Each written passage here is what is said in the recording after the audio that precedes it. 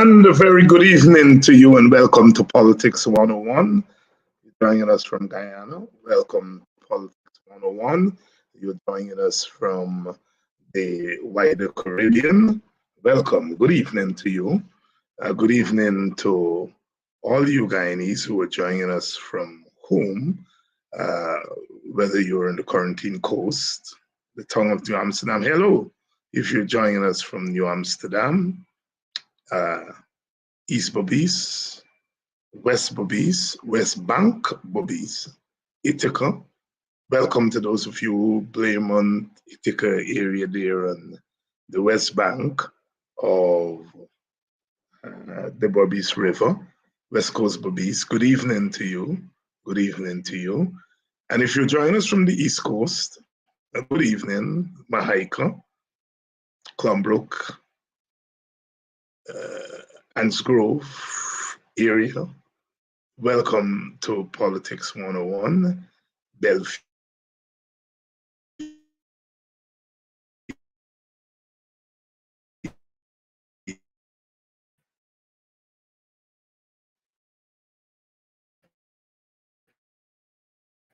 Golden Grove, how are you?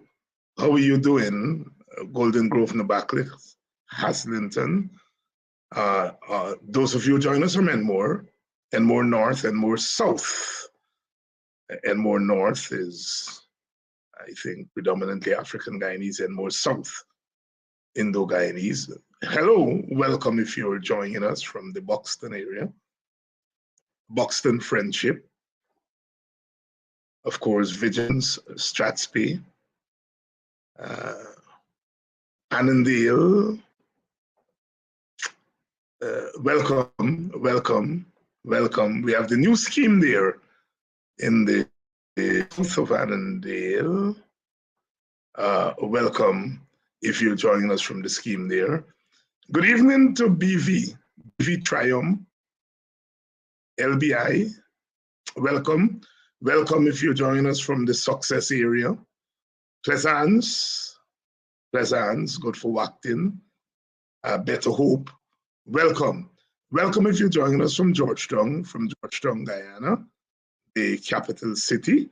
Welcome if you're joining us from the East Bank of Demerara. How about the good people of Linden and those along the highway going up to Linden? Region 10, good evening to you. If you're joining us from Region 3, the West Side, a very, very good evening to you and welcome to Politics 101.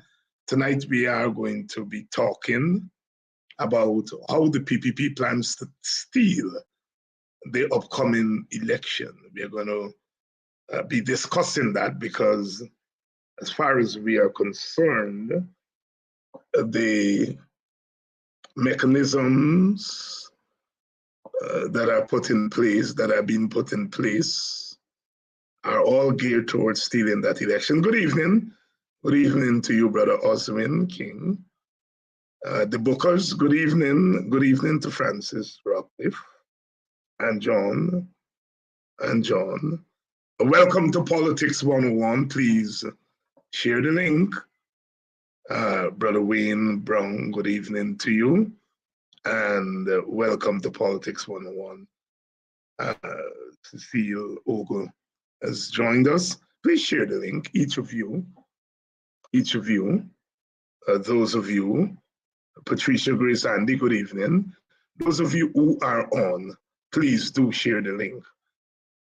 Share the link and let everyone know that we're on tonight. Those of you who have not yet subscribe to our YouTube pages, please do so. Politics 101 with Dr. David Hinds, or Hinds'Sight and Hinds'Sight. They have two YouTube channels, Hinds'Sight with Dr. David Hinds and Politics 101 with Dr. David Hinds. Please subscribe to those YouTube channels so that you can revert to those channels if there are issues with Facebook. A good evening to you if you're joining us from the United States of America. United States of America. Good evening to the New Yorkers. And by New Yorkers, I don't mean the New York City, but New York State. And of course, you good people joining us from Brooklyn and Queens and the Bronx, New Jersey, Jersey City, Bloomfield, New Jersey. Welcome to Politics 101. Maryland, Baltimore, in Maryland. If you're joining us from Silver Spring, in Maryland, Rockville, welcome to Politics 101. You're joining us from PG County, Montgomery County. You're joining us from Washington, D.C. itself. If you're in Northwest Washington, D.C., welcome to Politics 101. Northeast, Southwest, Southeast. Welcome to Politics 101 in Virginia, especially those of you in Northern Virginia. Northern Virginia. Welcome to Politics 101. As we have said here, Washington, D.C. is really a piece of land that they took from Virginia and from Maryland and created a federal city. We have almost 750,000 people living there. They pay more taxes than people who are in 9 or 10 states of the Union, but they have no representation in Congress, not in the United States House of Representatives, not in the Senate. If they were to become a state, they would be entitled to 2 senators and, given the population size, 1 member of the House. Although they've been trying to get statehood for Washington, D.C. for as long as I can remember, they have not been successful. Eleanor Holmes Norton is the representative for D.C. in the U.S. Congress, but she doesn't have a vote on the floor. When the Democrats are in control of the House, they afford her a vote in committee, but not on the floor because Washington, D.C. does not have statehood. Good evening to all of you, those of you who went to Howard University, University of Maryland, University of the District of Columbia, my alma mater, Howard University, my alma mater. All those of you who are joining from the University of Guyana, graduates of the University of Guyana. I went there for a couple of years. I didn't graduate because I migrated in the middle of the course and finished off at the University of the District of Columbia. Good evening to you if you're joining us from French Guyana, Dutch Guyana, meaning Suriname. Good evening to you and welcome to Politics 101. Please share the link. Please share the link. Tonight we're going to be talking about how the PPP plans to steal the next election. As we come on here tonight, we notice a news item that the police has issued wanted, or what they call arrest warrants, for people who they alleged engaged in terror at the Monrepo market in June during that protest. Quite interesting development. Quite interesting development. Quite interesting. 12 people, among others, wanted for market terrorism. The Guyanese police on Wednesday issued a wanted bulletin for at least 12 people, and they've named some of them who they claim were involved in that ruckus at Monrepo Market.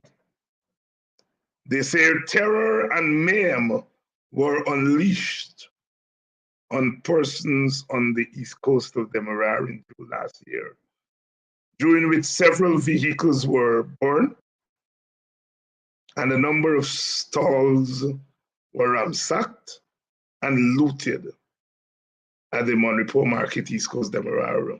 Roads were blocked by burning debris, and scores of persons were beaten and robbed during the acts of terror committed by the protesters. So the police have characterized what happened at Monrepo as acts of terror. Terrorism. I have issued wanted bulletins for several people from the Golden Grove, Haslington area. Terror. Terrorism. So these people are going to be charged with terror and committing terror. Wanted bulletin for them. The government never stops. After almost 8 months, the police have now identified, as they say, people from the community of Golden Grove, Haslington, and the Backless. Mostly, there are a couple of them from Victoria and more scheme, I think. But according to the police, these people committed terror. Double standards, okay? So what happened to those people who did what they did in Mocha? Did they commit terror? What happened to those people in March of 2020 who took to the streets and burned debris at Lusignan, at Bat Settlement? Why are they not charged for terror and mayhem?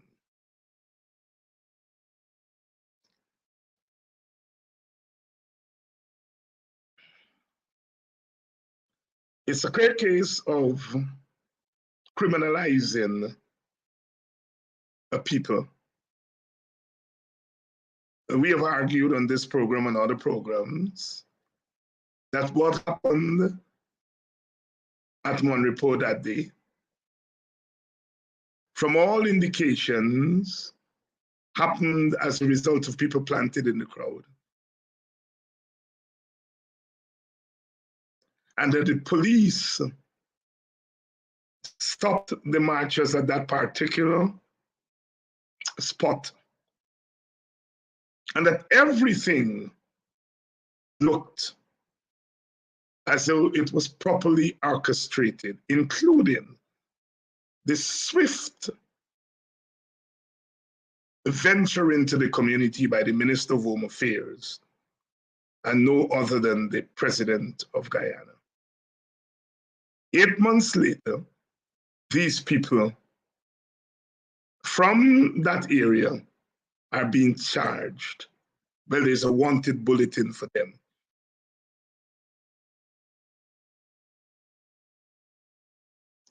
So that community suffered the loss of one of its young men by death.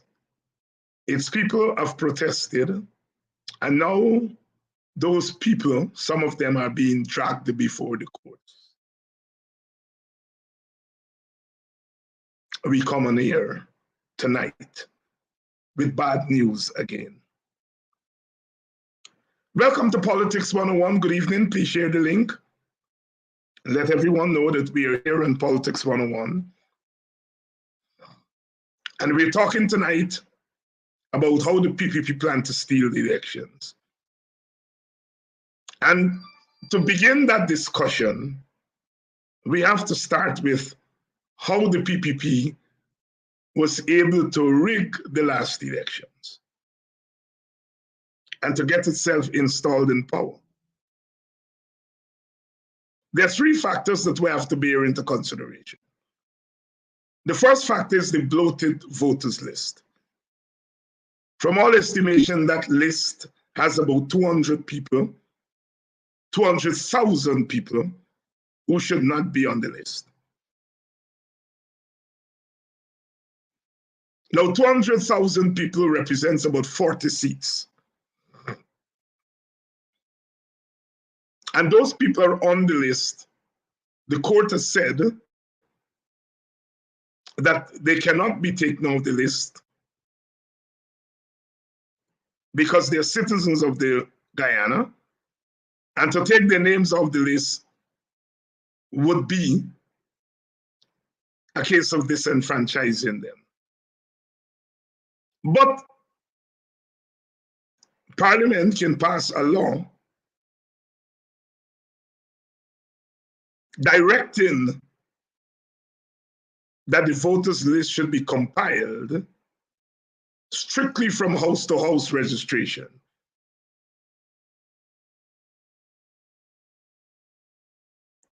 Bloated list, 200,000. The PPP argues that it's easy. If you're not in Guyana and you're part of that 200,000 that are on there, nobody can vote for you. You're not here, you can't vote. And so you will be eliminated by the fact that on election day, you're not there. But we saw on election day, the coalition was able to determine that over 4,000 people voted at that election while they were not in Guyana. This number came from the police. The opposition didn't make this up. This is what the police is saying. I know a few months ago, I think the Attorney General said that they were investigating how the police came up with this information. In other words, they were saying they were going to punish the police for giving that information to the opposition. The then government, but no opposition. Now, almost 4,000 people who voted when they were not in Guyana, that is almost a seat. There were other anomalies where people were dead and voted, where people were working on election day. The number of votes cast for people who were working far exceed the number who were actually working.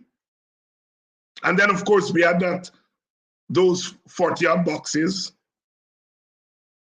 on the east coast of Demerara in the PPP strongholds. And those boxes had no statutory document. No documents, no statutory documents. What it meant is that those boxes, the votes in those boxes, were tampered with. There are no accompanying documents. And those 40-odd boxes, when you count up the number of votes there, that's another 3 seats. Any credible election would have put those boxes aside, which I understand that is what they started to do during the recall. Because those are considered tainted votes or invalid votes. You see, under normal circumstances, an invalid vote is a spoiled vote. But in the case of an audit of the election, the meaning of validity or invalidity changes. This is what the appeal court concluded. That you're now asking how did these votes get into this box? And so therefore, a valid vote is not just a spoiled vote. Sorry, an invalid vote is not just a spoiled vote. An invalid vote is a vote that got into the boxes by illegal means, fraudulent means. And if there are no statutory document in 46 boxes, it means there is no way one can tell how many votes in those boxes got in there fairly or unfairly. What we do know is that there were no statutory documents, which means that the votes in the boxes were tampered with. So if you just take the impersonation, 4,000 and more, that's one seat. So the PPP would have gotten a seat based on impersonation of votes. We're not talking about the 40-odd boxes yet. Just the impersonation of votes, that's a seat. And then the PPP did something which the opposition did not pick up on. They sponsored the formation of political parties. So you had about 10 of these small parties. I don't even remember their names. And these parties were formed with the backing of business people who were supportive of the PPP. They helped to finance these new parties. Some of them were financed by the external forces, the ABCE countries. And Guyana, like any other society, part of the population is always mesmerized by new parties. So these little new parties were really fronts for the PPP. The PPP reasoned that there were some Indian Guyanese who were not going to vote for the PPP. They were not going to vote for the AFC. And of course, not for the PNC at all. And so therefore, these new parties were formed in order to capture that rebel Indian vote. And then you have the African Guyanese, some, especially middle-class African Guyanese. They tend to, they don't like the PNC. I've never liked the PNC, and that's understandable. And they're into this so-called civil society story. There's all these new parties, some of them, as not belonging to either camp. So the little Indian rebel votes and maybe some African votes, those small parties were able to add up their votes together and ended up with a seat. And there were fronts for the PPP. All of them have government jobs now, the leaders. Some of them are advisors. Got the deputy speakership. So the PPP won 2 extra seats, just like that. One with the small parties putting their votes together, and the other one with vote impersonation. So at a minimum, the PPP got 2 extra seats. They won the election by 2 extra seats. We know it's 34-31 in the National Assembly. So they were able to win by 1 seat via vote impersonation. And they are arguing that we have to prove voter impersonation. Well, the police, just as how the police is issuing wanted bulletin for people that it says create mayhem at Monrepo. What about these people who created mayhem in the electoral system by voting? Vote impersonation is a crime. It's worse than terror. Why the PPP gave those numbers? Sorry, the police gave those numbers. They said over 4,000 people voted in an election when they were not in the country. This is police numbers. So at a minimum, the PPP got 2 extra seats.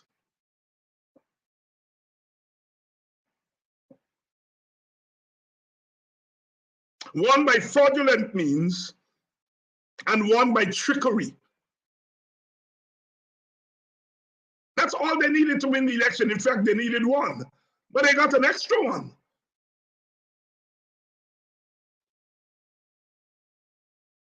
Now there is potential, as Lowenfield argued. What about the 48 boxes or so? 46 or 48 boxes? What about those votes? How many of those votes in there are tainted votes? How many seats?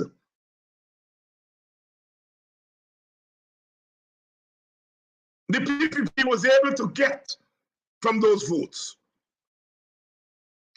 Vincent Alexander come up with a way of dealing with that. He said in those 48 boxes, they should have had a by-election, which means a special election, where the people in those areas in which the 48 boxes, that those people were allowed to vote in a by-election. The PPP said no. When I said, okay, this is a disputed election, let's have a national government, an interim government for 2 years, depending on what the 2 parties agree, 2, 3 years. And that interim government will govern the country while we straighten out our electoral system and all the other things that are wrong. And that both political forces would be represented in that interim government. I argue that as the incumbent, Granger should be given the presidency, and the prime ministership and vice presidents should be divided between the PPP and the coalition. And you split the cabinet seat down the middle, because we don't know who won the election. Vincent Alexander supported that idea. Jack Dio said no. Let us declare a winner, and then we can talk about an interim government. But we knew, that once a winner was declared, they have no time with no interim government. Once they were declared the winner, they're going to go ahead and govern. The third factor is the external influence. Having rigged, manipulated the election before election day,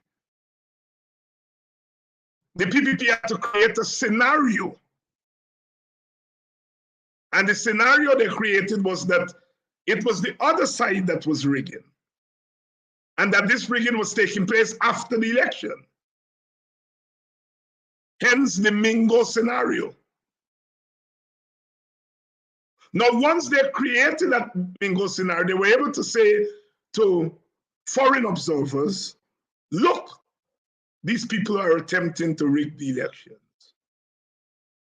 And the foreign observers, either wittingly or unwittingly, went along with that. So that the rigging that took place before, as far as the foreign observers were concerned, it didn't happen. When the recount took place, and the recount showed massive rigging and manipulation before election day, this CARICOM, the CARICOM observers said that there were irregularities. But despite the irregularities, the PPP won. So what the foreign observers did is either ignored the anomalies that were thrown up by the recount, or they came to the conclusion that those anomalies could not turn back the result, but they could. Those anomalies led to one seat, a minimum of one seat. And that is just the voters who impersonated other people. And in an election that was decided by one seat.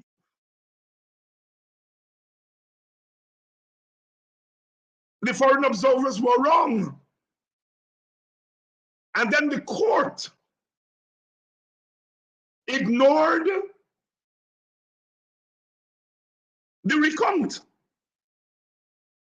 They used the raw votes of the recount, but they ignored the chicanery that was thrown up by the recount. So the court did a number on us. The court recognized the recount only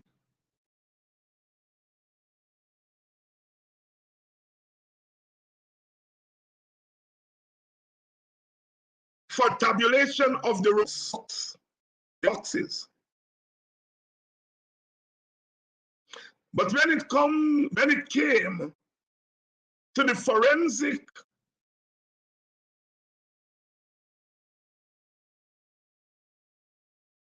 evidence that was presented, or the evidence that was presented after a forensic audit of the votes in the boxes, the court ignored that and said that is for a petition. So when the PPP went to the court, the court didn't tell PPP that is for a petition. When the PPP went to the court and said there was attempted rigging and hashing, the court ruled that GCOM can correct it. When GCOM corrected with a recount, and the recount showed manipulation and rigging before election, and the opposition went with that evidence to the court said take it to a petition. So the court did a number. The court accommodated the PPP's charges and told GCOM to fix it. GCOM then fixed it with a recount. And then when that recount showed that the other party, in fact, rigged the election before election day, the court refused to take that evidence and say go to petition. So the third factor in this was the court. And then the fourth factor was the external forces which acted as enforcers. We understand that no other than the Secretary of State of the most powerful country in the world was exerting influence and pressure, exerting pressure on the coalition to throw in the towel. The United States went even further than that. It imposed sanctions on members of the coalition whom it determined were part of that attempted rigging. But it did not impose sanctions on those who were responsible for the 48 boxes without statutory documents. What happened to the people who were responsible for those boxes? Weren't they rigging or attempting to rig? The United States does not impose sanctions on them. What happened to those stations where those 4,000 impersonation took place?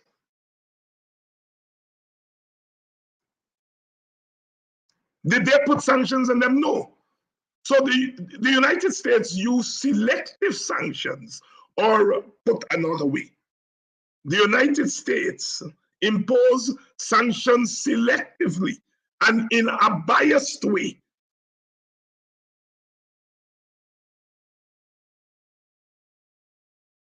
not after an election, but during an election. The elections have not been declared, and you're sanctioning people during an election.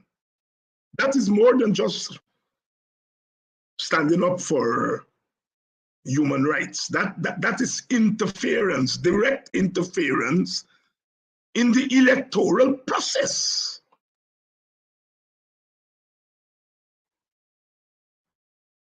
So there were 4 factors that were at work.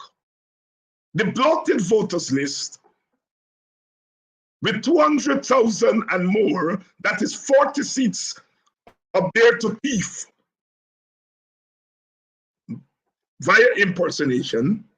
We know the thief 1 seat via voter impersonation. We don't know how many more were stolen. Then the formation of those little parties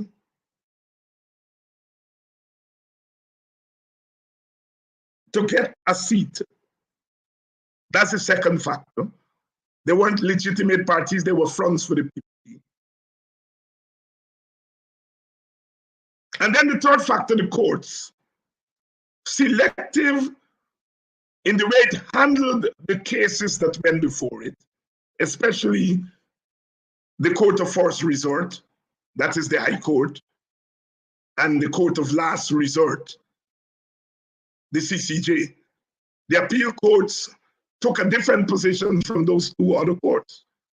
The appeal court, in my estimation, got it right when it said once you order a recount, which is an audit of how the votes got into the boxes, then the meaning of a valid vote changes. It is insinuating the appeal court that some of the votes in the boxes were invalid.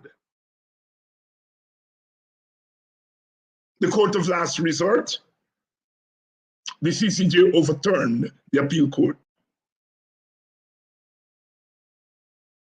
So the third factor was the court. The fourth factor were international actors who were looking after their own political and economic interests. The United States and the other ABC countries. We understand that Exxon played some role in the background. CARICOM, the leadership of CARICOM at that time, Madam Motley, Brother Gonzalez, who we understand was in Guyana, he and Dr. Rowley were here. Dr. Rowley washed his hand and he went away. And he knew that they were coming for him in Trinidad. He called an election and he determined who came to observe and who didn't come to observe. And they tried to pull one on him, but they couldn't get through. Dr. Gonzalez and Dr. Rowley, we understand, were in Guyana today, and the government of Guyana asked American Airlines to give them VIP treatment, and American Airlines apparently did not. And they had to check in like every other citizen, and they had to go through the normal process. They weren't given VIP. And the Guyana government is complaining. I don't say that American Airlines is right, but you always have to remember, Dr. Gonzalez, when you get in, your legs take it like a man. That's what you told the opposition when they legitimately wanted only valid votes to be counted. You determine the winner of the elections. The loser must take their legs like a man. An injustice has been done to you, Dr. Gonzalez and Dr. Rowley, with the way in which American Airlines has treated you. After all, you all are heads of state and heads of government. Heads of government, sorry, not heads of state. And you all deserve to be given all protocol. I am in total agreement with that. American Airlines has passed me. But Dr. Gonzalez, not Dr. Rowley, Dr. Gonzalez, don't complain. Take your licks like a man. What goes around comes around. Black Stallion said, what go wrong so does come back wrong so. You always use the word karma. American Airlines were wrong. But Dr. Gonzalez, you now understand how ordinary people, how opposition supporters in Guyana feel when injustice was done to them. And instead of you, a radical, a progressive, instead of you standing for real justice, you stood on the side of injustice in 2021. I love Ralph. I consider myself coming out of that same tradition, that same radical progressive tradition in Caribbean politics. And Ralph is one of the persons that we look up to as a scholar, as an activist, and even as a prime minister, although we don't agree with everything he did in St. Vincent and the Grenadines as prime minister, but he took some progressive positions since he's been in power. But on the question of Guyana, he was being opportunistic. I still love Ralph Gonzalez. I'm not the kind of person, because I disagree with you politically, I no longer respect your contributions.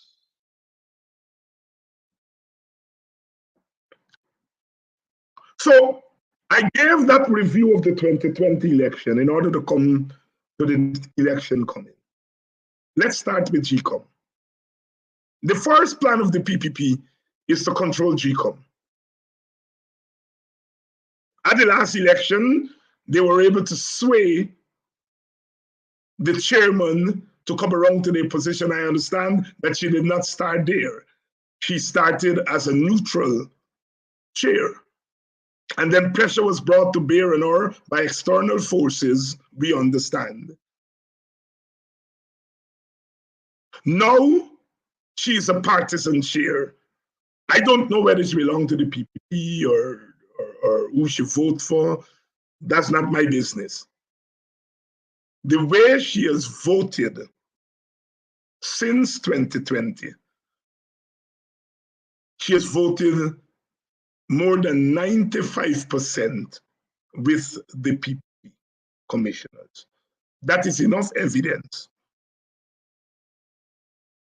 that she has not been neutral. My understanding is that she has not used the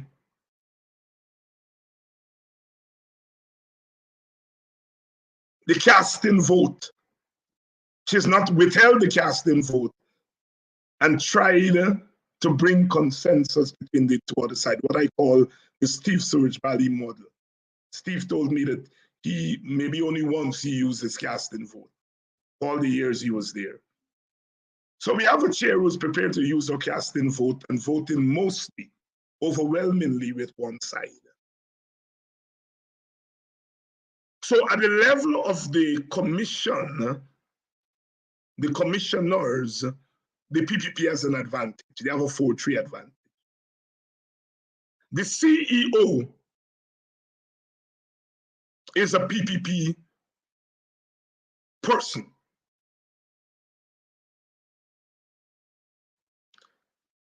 Instead of filling the deputy CEO, which is the second ranking person in the secretariat, they have not filled that position. Then they were trying to get this young man into that position. He didn't have the necessary experience, so they sought a mechanism to give him the experience. They've had to back down on that. So you have the CEO, who is PPP.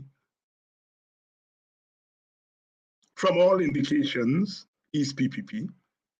Again, I don't know how he votes. I don't know, who he belongs, which party he belongs to, but at the level of GCOM, he has operated more in line with the PPP commissioners wanted. Then we have the other staff. They were all purged. The CEO was purged, the deputy CEO, and other staff at GCOM who the PPP thought were sympathetic to the opposition, the PNC, the coalition. They purged them. And so there are a number of vacancies. And we understand that those vacancies have been filled with mostly PPP, people who the PPP think are friendly to them. So for all intents and purposes, the PPP controls the GCOM machinery at the level of the Secretariat, and they controlled at the level, they control the level of the commissioners. So policy decisions such as biometrics, such as how to clean the voters list.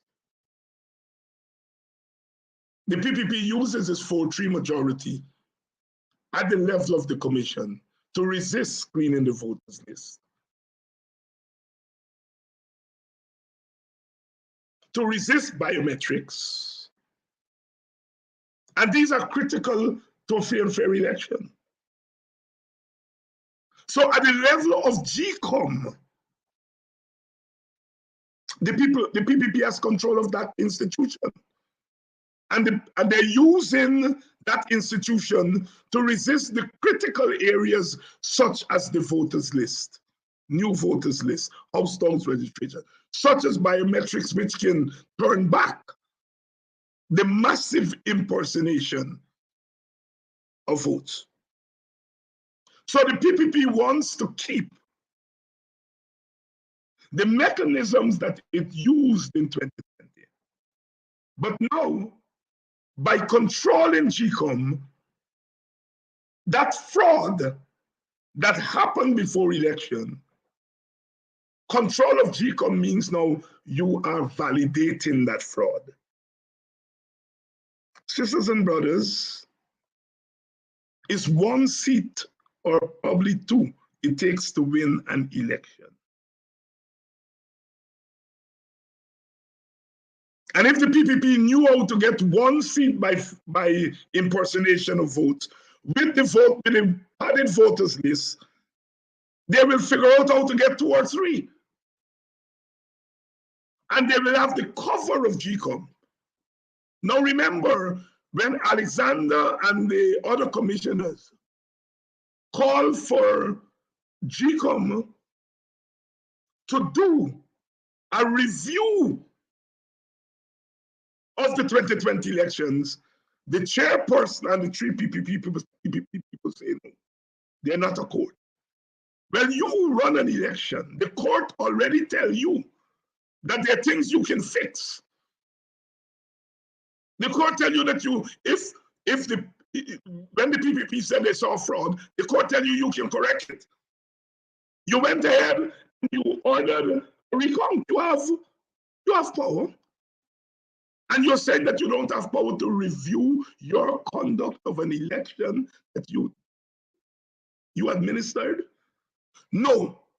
A review of the 2020 election would potentially reveal the acrobatics, the teasing, the maneuvering that occurred before election day.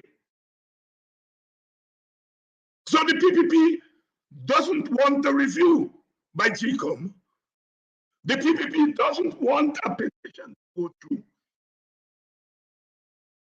Because both of those things would potentially expose the fraud.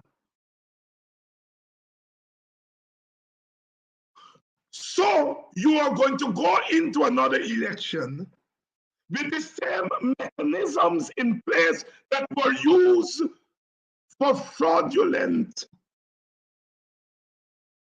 behavior in 2020.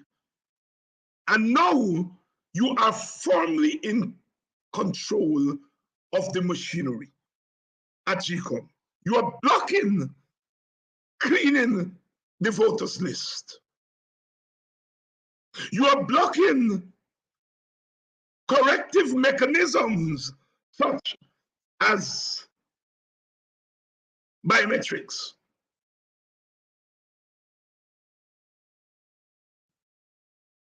sisters and brothers, some people argue that we no longer have an ethnic majority, that Indians make up about 40% of the population. And in the absence of an ethnic majority, both parties would have to seek crossover votes. I think that is nonsense. African people are not crossing over to the PPP in any big numbers to make a difference in the election. And Indian people are not crossing over to the coalition, no matter how they try. Those Indians who voted for the coalition voted for Moses Nagamutu in particular, and the coalition in general. It was a rebel resistance vote against the PPP. Once the PPP was able to convince those people that the AFC took their votes and gave it to a black government, Burnham Party, those Indians went right back into the PPP camp. So they're not any crossover votes. The PPP know that and the PNC know that. They're wasting their time with that crossover votes. I understand they have to give the rhetoric and, Indian people are suffering and they're Indian people. Well, there are a handful of Indian people who are going to vote for the opposition party and a handful of black people who are going to vote PPP. But there's no crossover votes. The PPP knows that. But the PPP wants the PNC to spend its time chasing crossover votes, while the PPP is manipulating the electoral process to get that extra seat or two that they want.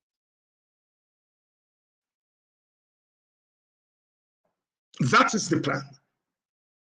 Sometimes our people get a little antsy when they see Irfan and Jack Judah going into black communities. Oh, people going to vote for them. The PPP has no interest in votes in the black community. If they had interest in vote, they will go after votes. What they want to do into the black community is two things. To beat the black community, physically beat them, and say, we are boss. If you step out the line, we beat you. We send the police, who are men and women of your own race, to beat you.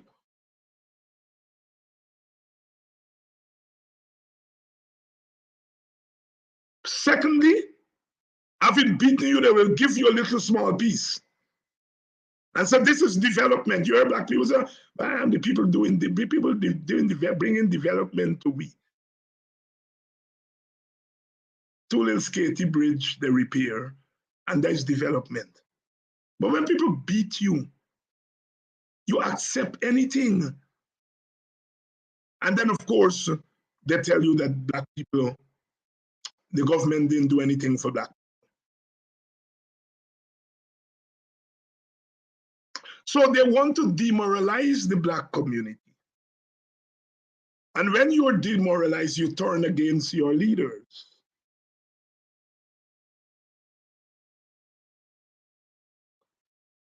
And you decide not to vote. In most cases, not to vote. I knew there were some demoralized voters for the coalition.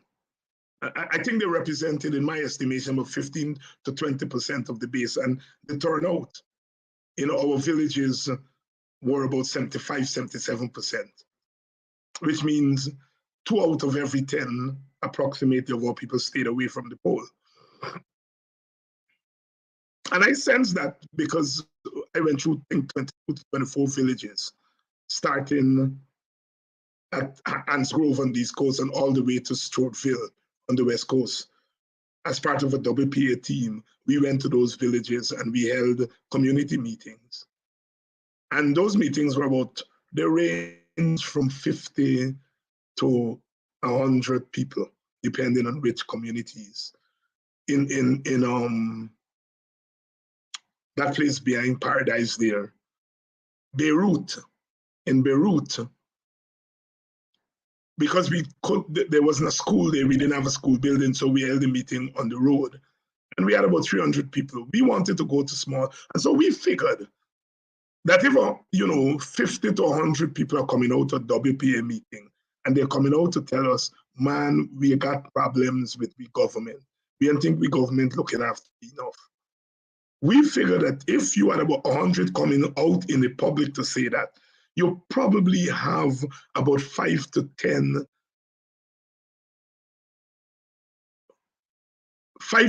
multiply that number by 5 to 10 more. And so we figured that in each community you had a critical mass of voters who felt that we didn't do enough.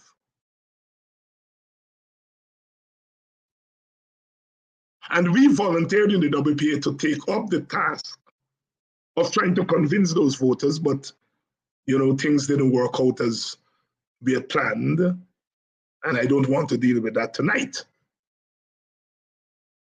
But the fact of the matter is that the PPP, when they go into black villages, is not to look for votes. They're not stupid. If they get a couple of votes in the thing, they will be glad for that. But they're not depending on black votes to win any election. They're depending on pilfering votes from the padded voters list. So when they go into our communities, not to get votes, as many of you are afraid of. They're going in there to demoralize our people, and where it is possible, they're going there to recruit enforcers, and they're paying their enforcers very well. They're not just paying them with cash money. There are other ways of paying enforcers, giving them some privilege here and there that other people in the community don't have. And so that is part of the rigging. It's suppressing the vote. The PPP is suppressing the African vote by demoralizing the African Guyanese community. It's voter suppression, indirect voter suppression. That the more demoralized the community is, and the more the opposition is not being tactical or creative in terms of resistance in the communities, the more demoralized the people become. And so it is very difficult to mobilize those people to go to the polls, and if it comes. You could lose the coalition if the turnout is 70%. The coalition in those people who are staying away could potentially lose 4 to 5 seats. And every time voters from the coalition stay home and voters from the PPP go out, the PPP, though it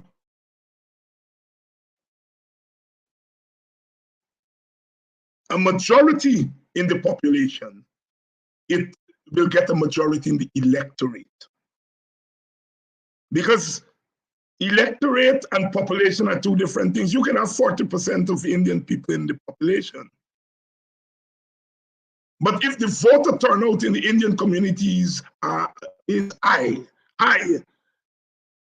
and the voter turnout in the Black and Amerindian communities are low, it means that the Indian vote will be inflated.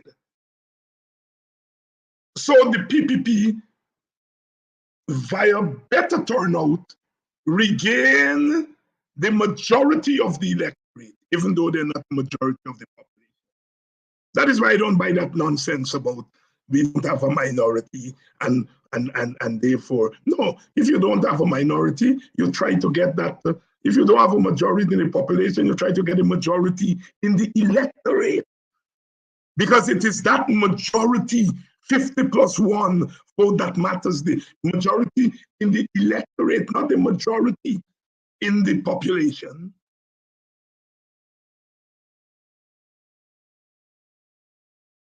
And so for either the PPP and the PA or the coalition to win, they have to run up the scores in their community. And the Amerindian vote, because the Amerindian tend to vote, the last election they vote I think 60% PPP, 40% PNC. That's not the population. The percentage may look high, but in actual raw votes, it's not that high. It's a kind of 50-50 split in the Amerindian vote. So it's whether you can run up the score in your community. And the PPP is running up the score in its community by bribing its community. They're giving them more bribes than they give to the African community. In effect, the Indians are getting more crumbs off the table than the African community. And so they're running up the score in their community and suppressing the vote in the Black community. The lady who got your fence tear down the other morning, and the opposition does nothing about it. Maybe the opposition can do anything about it, but the opposition does nothing. That lady is going to say,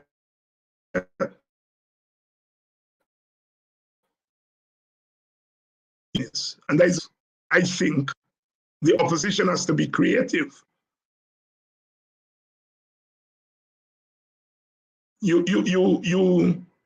Yes, you can do, you can't, I mean, maybe you don't have the capacity to do what Hoy did in 1997, which is to put 5,000 to 10,000 people on the streets every day.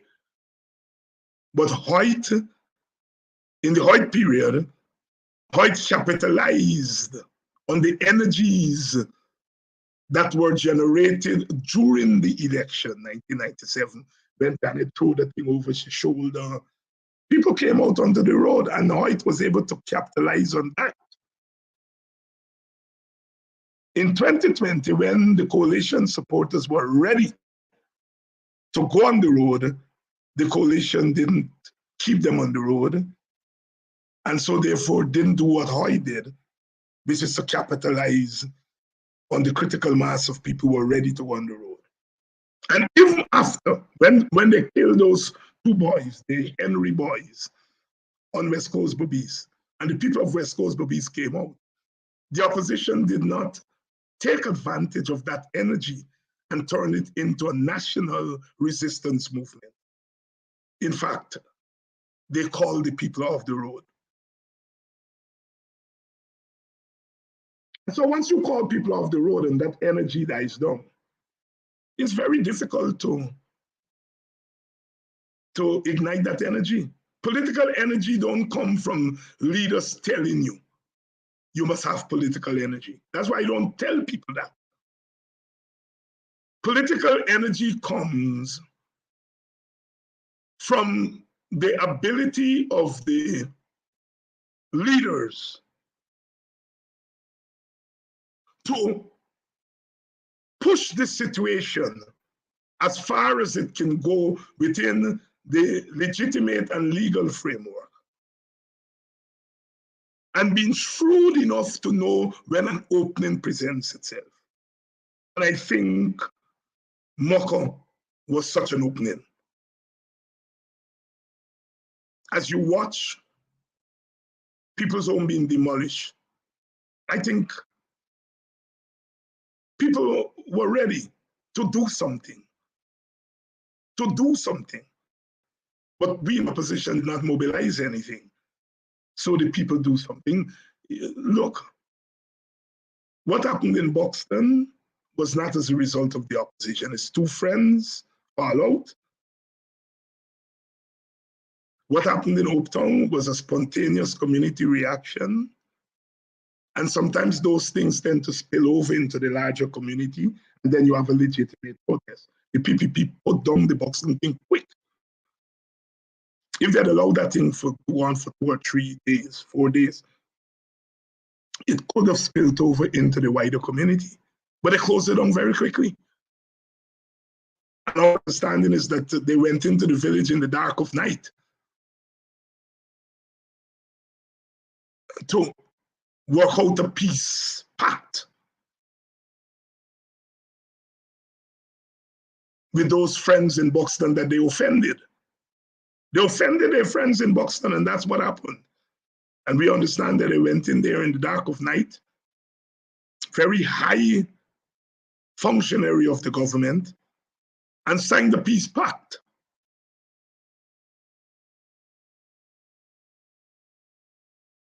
So the rigging has begun, and it has begun at GCOM.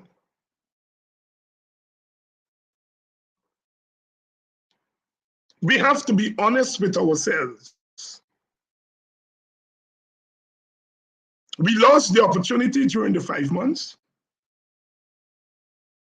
when we said, here is a solution. Jack Dio said no. He said, announce that I have won, and then I can talk to the opposition. The opposition did not draw its own line in the sand, meaning the coalition, sorry, did not draw its own line in the sand, as Jacques Dio drew his line in the sand. They did not say no. So one party drew its line in the sand, took its chances.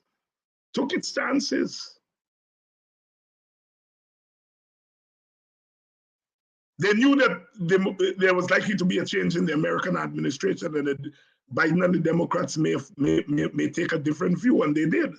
When they came in, they didn't say the election was a rigged election by one side. They said it was a disputed election. The Biden team said a disputed, which is a change from what the Trump team said. So the PNC, the PPP was eager to get in there before the Biden people took over.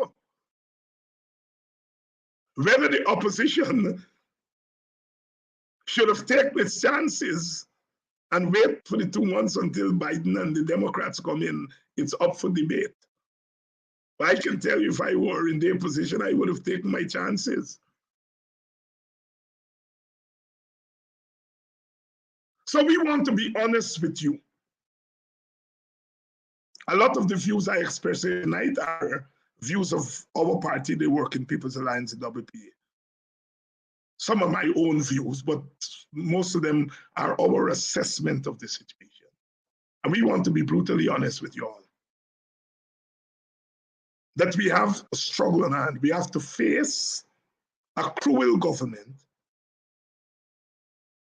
that takes a winner-take-all system and prostitutes it, pimps it, expands it. The winner-take-all system assumes that there is a spirit of cooperation to make that system work. That when the winner takes power, and it has all the power at its disposal, it will use that power if mandated. It will seek to consult the opposition. It will share some of that power with the opposition. That is not happening in Guyana.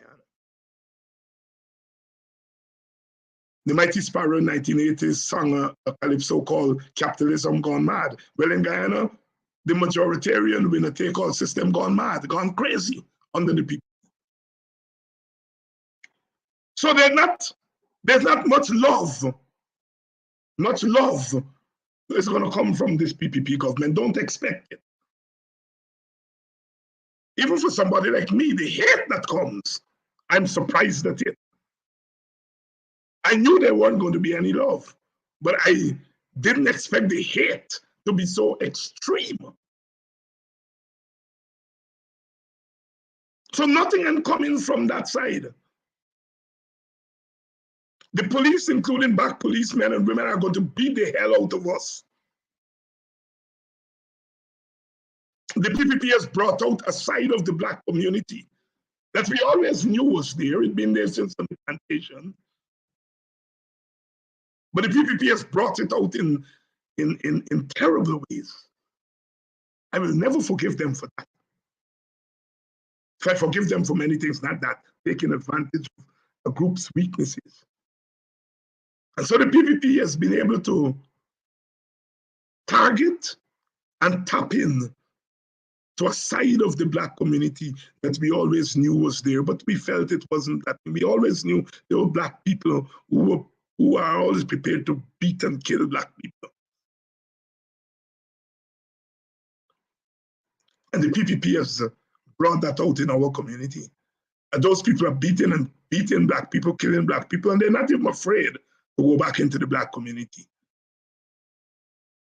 It says something about them, but it also says something about the wider Black community and our capacity to turn our heads the other way, even in the face of terrible wrongs being done by our own. And so the PPP has been able to use that element in the Black community to drive fear among us. After all, those people are beaten. They got Black sisters and Black brothers and Black mothers and fathers and wives and girlfriends. Black children.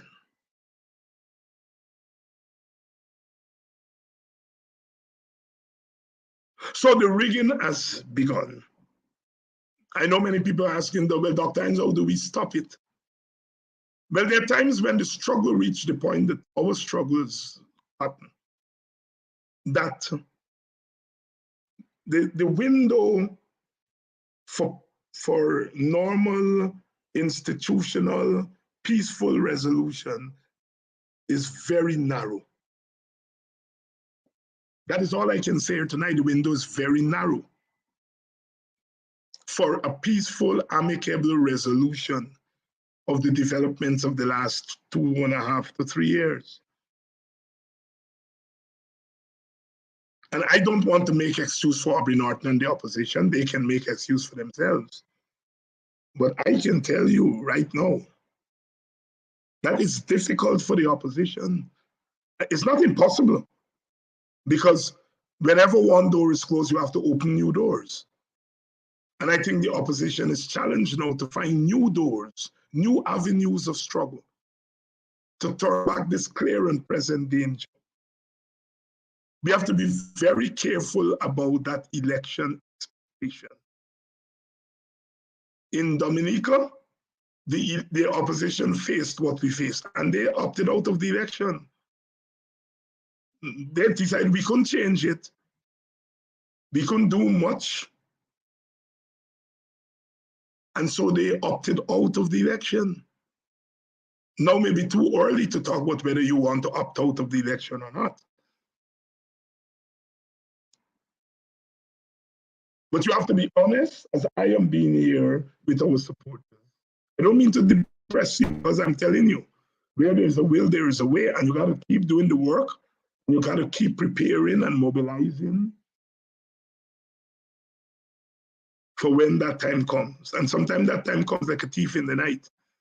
And if you're not prepared, you're going to be found wanting. You will come out of it worse.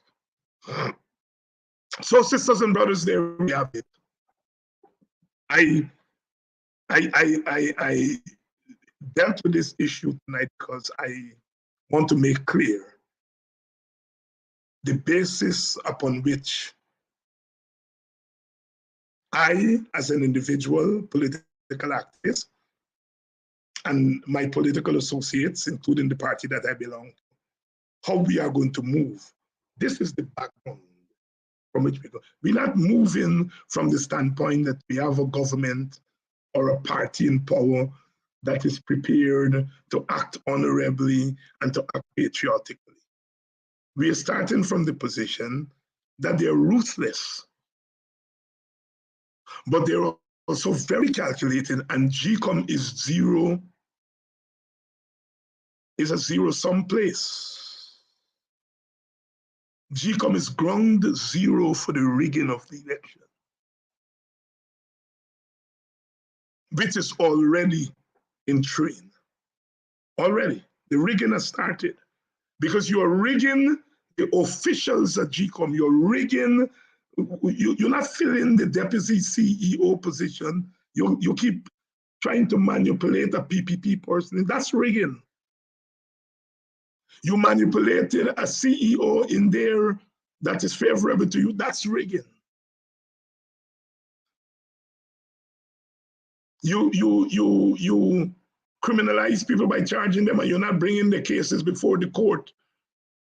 So you charge them because you want to get them out of GCOM to put your own people. That's rigging. The rigging has started. And we have to decide as we look forward to elections coming up, both the local government elections and this, what are we going to do with those elections? What are we going to use the elections campaign, if we participate, to do? So the struggle goes on. Tomorrow night, I'm going to have Nima Flubes is going to come to give us a short report on Moko, but our guest tomorrow night is going to be Dr. Terence Blackman, a new addition to the Politics 101 role of experts. He's a good guy. So come out tomorrow night in your numbers. He's going to be making his first appearance on Politics 101. And we're going to get his perspectives. It's a very important addition to our role. So come out tomorrow night. Tonight is not meant to depress you. Tonight is meant to be brutally honest with you about where our struggle is headed, what are our potential choices in the circumstances, and whether we have the will to pursue it. Good night. I love you. I love you because I come from you. I am of your seed. I love Guyana. It's the only place I can call country. I love the Caribbean. Our sisters and our brothers. Until tomorrow night.